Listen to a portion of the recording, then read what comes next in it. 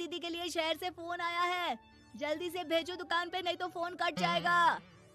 हाँ हाँ बेटा, अभी भेजती हूँ। अंजलि बेटा, तेरे लिए शहर से फोन है, सब काम छोड़ के जल्दी जाके सुन ले, नहीं तो फोन कट जाएगा। हाँ माँ, अभी जाती हूँ, जरूर मीनाक्षी दीदी का फोन आया होगा। हाय अंजलि। नमस्ते दीदी, मेरा मतलब हाय, कैसी हो आप? यहाँ तो सब ठीक है। मामा मामी कैसे हैं? तू कैसी है? मेरे तो एग्जाम्स होने वाले हैं, हर रोज कॉलेज जाना पड़ता है, lectures, extra classes, private coaching. ओ मैं तो इतना थक जाती हूँ, क्या बताऊँ। आपकी कॉलेज वाली बहन जी आपको इतना पढ़ाती है, तो घर कब जाती हैं आप दीदी? अरे नहीं नहीं, ये सब सिर्फ मेरी प्रोफेसर नहीं पढ़ाती, मैं अलग से दूसरे टीचर्स के पास भी पढ़ने जाती हूँ। दीदी फिर तो आप बहुत थक जाती होगी ना, आप ना पैदल मत जाया करो, टांगा ले लिया करो दीदी। नहीं मेरी भोली बहन, ना मैं पैदल जाती हूँ, ना ही यहाँ टांगा मिलता है, मैं बस से जाती हूँ और थोड़ी दूरी के लिए रिक्शा ले लेती हूँ। सच्ची? वहाँ पर टांगे नहीं बस चलती है? वाह, वो भी हर रोज? हमारे गांव में भी बस आती है, दिन में 2 बार। यही तो खास बात है शहर की, यहाँ बसें पूरा दिन दौड़ती हैं सड़कों पर, और सिर्फ बसें ही नहीं, कार, स्कूटर और ट्रक भी, और तो और थोड़ी दूरी पर तो हवाई जहाज भी है, जहाँ से हवाई जहाज आसमान में उड़ते हैं। अच्छा दीदी, मैं फोन रखती हूँ, बुआ जी फूफा जी को मेरा नमस्ते कहना। हाँ माँ, हम लोग शहर में क्यों नहीं रहते? बुआ जी, फूफा जी और मीनाक्षी दीदी तो शहर में ही रहते हैं। अरे क्योंकि तेरे बुआ जी की शादी शहर में हुई थी, इसलिए बेटा। शादी से पहले वो भी तेरे पापा और दादा दादी के साथ गांव में ही रहती थी। तो फिर माँ, मुझे शहर भेज दो ना, मैं भी शहर देखना चाहती हूँ।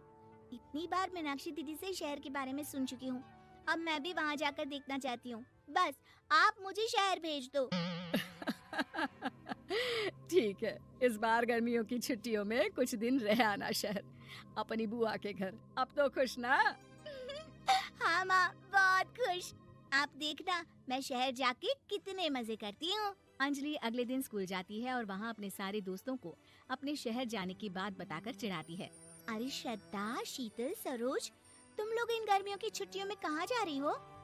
एकादशी वाले गांव के मेले में। हम तो दूसरे गांव में नानी के घर जाएंगे, उनका घर नहर के किनारे है, बड़ा मजा आएगा। हम इस बार कहीं नहीं जा रहे, बल्कि हमारे घर में रहने के लिए मेहमान आएंगे। और तू? अरे मेरा क्या है, मैं तो बस पास वाले शहर जा रही हूँ, अपनी बुआ जी के घर, वहीं रहूंगी कुछ दिन। तुम लोग चिंता मत करना, मैं चिट्ठी लिखूंगी तुम सबको वहाँ से। पापा, मुझे तो चक्कर आ रहे हैं, जी घबरा रहा है। बेटा, शहर आने की जिद भी तो तूने ही की थी, अब पहली बार बस में चढ़ी है तो यही होना था, भुगतो अब। अरे मामा जी, अंजलि, आप लोग आने से पहले बता तो देते, मैं लेने आ जाती बस स्टैंड तक। आओ आओ भैया, आओ बेटी अंजलि। माँ बुआ जी कैसे हैं वहाँ, और भाभी कैसी हैं? सब ठीक है, बस अंजलि जिद कर रही थी कुछ दिन आप लोगों के साथ रहने की, सो छोड़ने आ गया। दीदी, आप मुझे शहर घुमाने ले जाओ ना, मुझे भी शहर देखना है। हाँ हाँ चल, तैयार हो जा जल्दी से। अंजलि तैयार होने जाती है और कुछ देर बाद जब बाहर आती है तो अरे ये क्या कर दिया तूने, मार्केट तक ही तो जाना है, इतनी डार्क रेड लिपस्टिक, इतने बड़े बड़े झुमके और चूड़ियां और चेहरे पर इतना सारा पाउडर। मेरी बहन, ऐसे नहीं चलेगा, जा और ये सब हटा के आ। अरे कैसे, क्यों? मैंने शहर आने के लिए इतनी मेहनत से ये सब इकट्ठा किया था, और वैसे भी मैंने देखा है मोहल्ले की राधा काकी के टीवी पर एक फिल्म चल रही थी, उसमें हीरोइने ना ऐसे ही तैयार होकर जाती है घूमने। सब पता है मुझे, मैं तो ऐसे ही जाऊंगी दीदी। अंजलि शहर की चकाचौंध को देखकर बहुत हैरान और खुश होती है। ऊंची ऊंची इमारतें, सड़क पर दौड़ती गाड़ियाँ, बड़ी बड़ी दुकानें, उसकी एक्साइटमेंट का ठिकाना नहीं था। दीदी, ये छोटा सा कमरा सड़क के किनारे क्यों रखा है? इसमें कौन रहता होगा? ये कमरा नहीं, पीसीओ है, पीसीओ। यहाँ पर लोग फोन करने आते हैं सिक्का डालकर। ओह, हमारे गांव में तो दुकान पे ही जाते हैं बात करने। अच्छा चल, तुझे रेस्टोरेंट में खाना खिलाने ले चलती हूँ। Excuse me, 2 plate noodles please. And 2 Cola. Meenakshi को ऑर्डर प्लेस करते हुए अंजलि बहुत ध्यान से देखती है और थोड़ी ही देर में ऑर्डर लेकर वेटर आ जाता है और खाना टेबल पर रख देता है। अरे ये लंबी लंबी सेवइयाँ खाते कैसे हैं दीदी? और इसके साथ कोई अचार, प्याज, मूली कुछ भी नहीं दिया, बस ये छोटा सा पेट खुजाने वाला दे दिया है। गांव में तो छोटे छोटे चावल ही होते हैं जो कि हाथ से ही खा लेती हूँ। अब इसे कैसे खाऊं दीदी? एक्सक्यूज मी, एक चम्मच प्लीज, और लिटिल प्याज और अचार और मूली और एक गिलास मट्ठा, वो बाद में। हाँ, अब ये सब सुनकर आसपास बैठे लोगों को हंसी आ जाती है। मीनाक्षी भी अपनी हंसी किसी तरह रोकने की कोशिश करती है और वेटर मुस्कुराता हुआ वहाँ से चला जाता है। अंजलि समझ नहीं पाती कि सब किस बात पर हंस रहे थे, लेकिन वो छिप जाती है। दीदी मुझे लगता है कि मुझे इन सेवइयों को ऐसे ही खा लेना चाहिए, इसी पेट खुजाने वाले कांटे के साथ। एक काम कर, तू मुझे खाते देख, जैसे मैं खाऊं तो भी वैसे ही खा ले।